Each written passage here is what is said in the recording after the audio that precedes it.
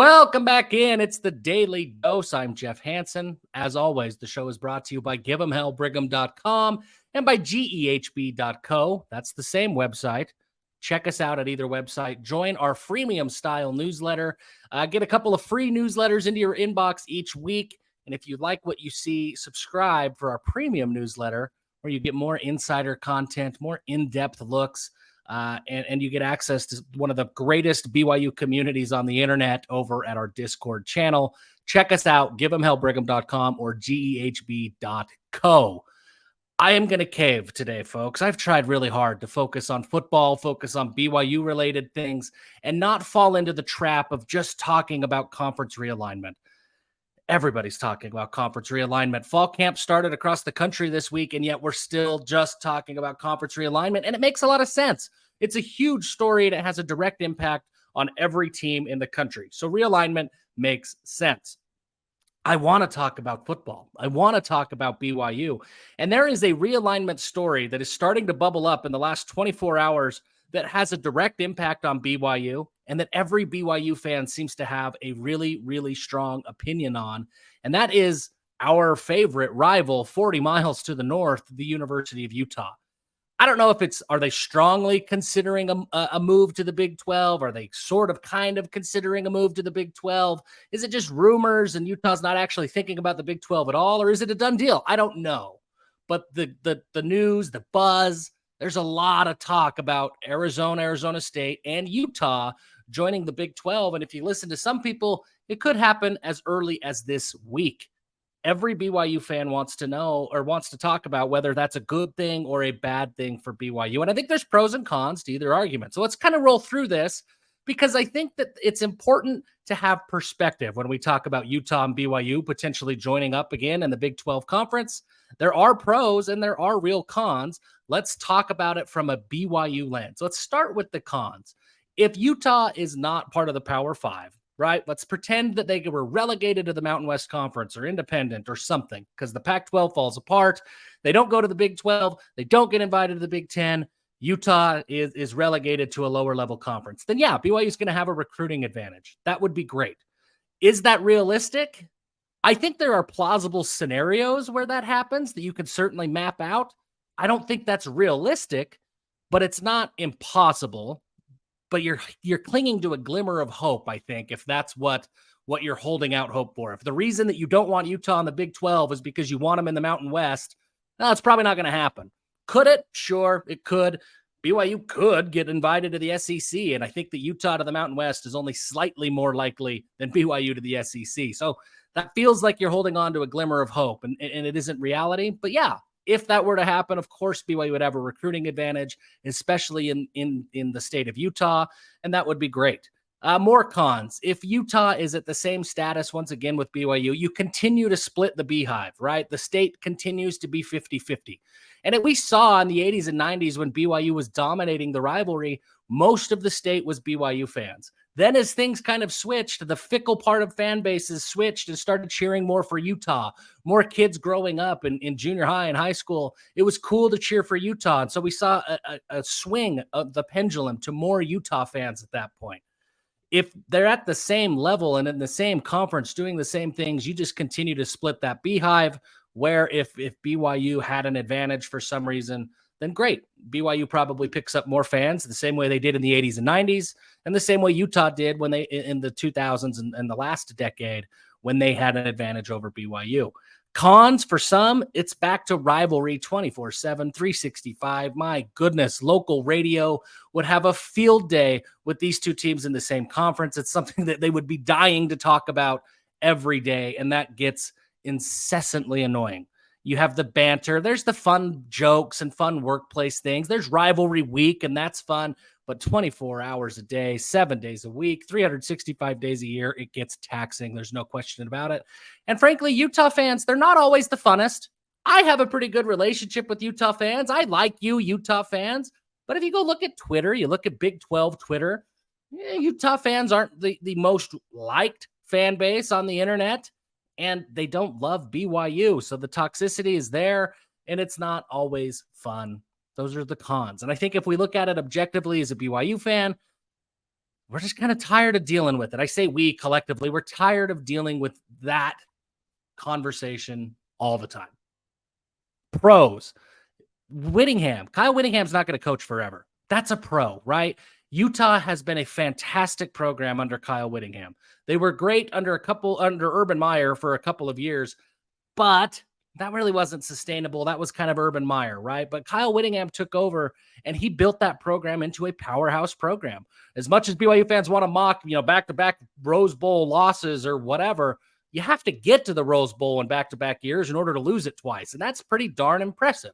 Kyle Whittingham has done things for Utah that Lavelle Edwards did for BYU. Kyle Whittingham's not going to coach forever, though. So is this a program that can sustain that level of success? Or is it kind of like BYU, where BYU they're still a successful program. They're still great, but certainly Lavelle Edwards took BYU to a level that BYU really hasn't seen since. That seems more likely when you look at legendary college football coaches across the country at any school. You expect a drop off after they retire. So no matter who it is, maybe it's Morgan Scalley, maybe it's Jay Hill, I don't know who it is. Whoever it is, they're not Kyle Whittingham.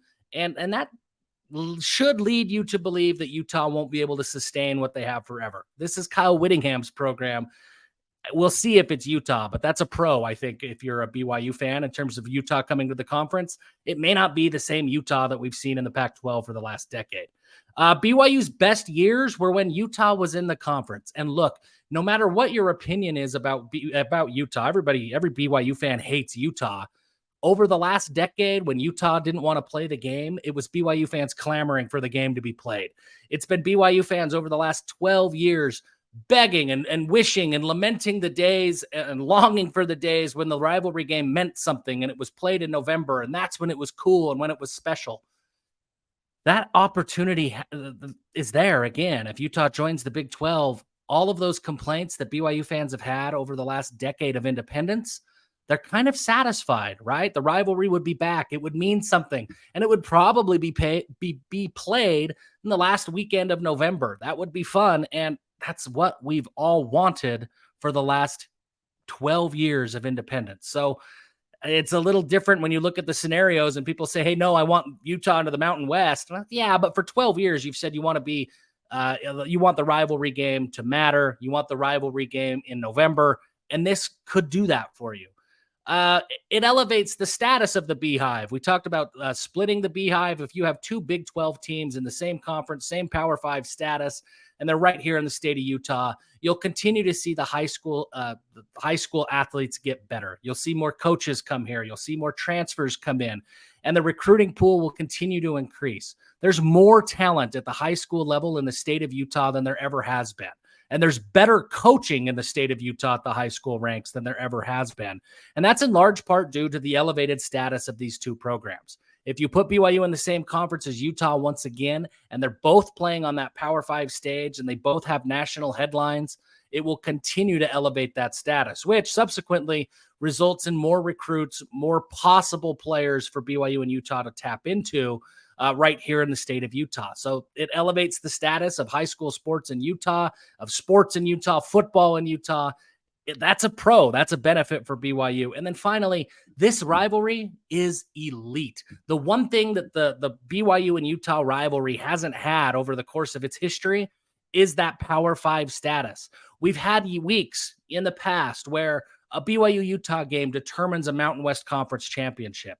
We'll now add another flavor to that, where a BYU and Utah rivalry game could determine a Big 12 championship, could determine a spot in the playoff. That's the kind of stakes that this game could have, and it would elevate the status. And I think people would finally start talking about it in the same vein. It's not the same level, but talking about it in the same vein as Texas and Oklahoma, as Ohio State and Michigan. Is it ever going to have that national prominence? No, it's not. But they could be talked about as some of the great rivalries in college sports, and that's a lot of fun. I think there are real pros and there are real cons to Utah joining the Big 12. Certainly from a Utah standpoint, you can make arguments either way. That's fine. But from a BYU standpoint, there are pros and there are cons. What do I think? I kind of like the idea of Utah coming to the Big 12. While I think it would be hilarious if they weren't, while I think the poetic justice would just be so great if they had to go independent or if they had to get relegated back to the Mountain West after the scrutiny, after the absolute bloodbath of turmoil and unknown that BYU has gone through over the last 12 years, the poetic justice would be fantastic.